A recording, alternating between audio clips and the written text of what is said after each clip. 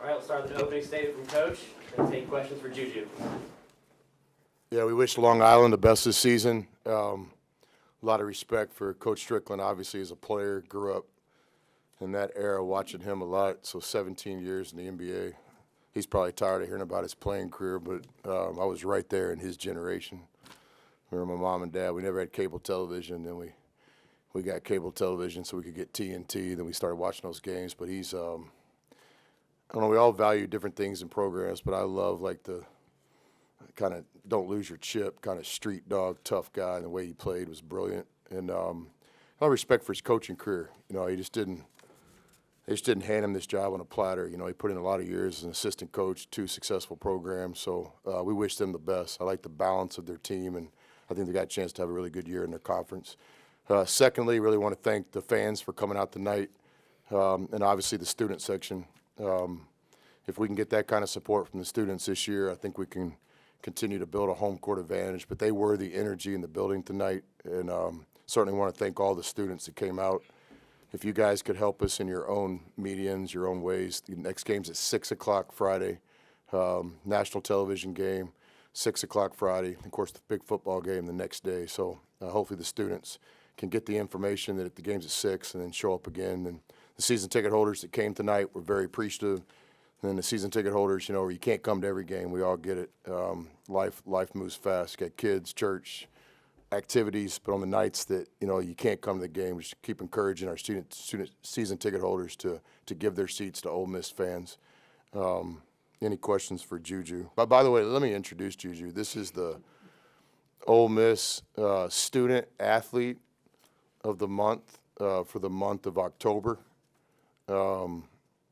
I've got my own opinion on Juju as a student, but that's not for today's platform. I'll just introduce him with the factual reality that he is the Ole Miss Student Athlete of the Month in October. Any questions for Juju, the Student Athlete of the Month?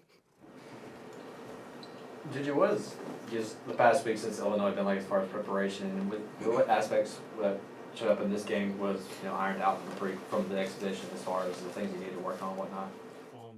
Well, one of them was rebounding for sure.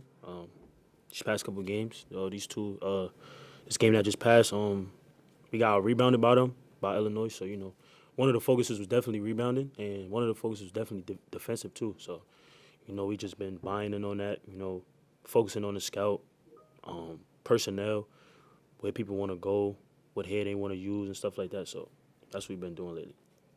Juju, what's a cooler honor, being Student Athlete of the Month or surpassing 1,000 career points tonight?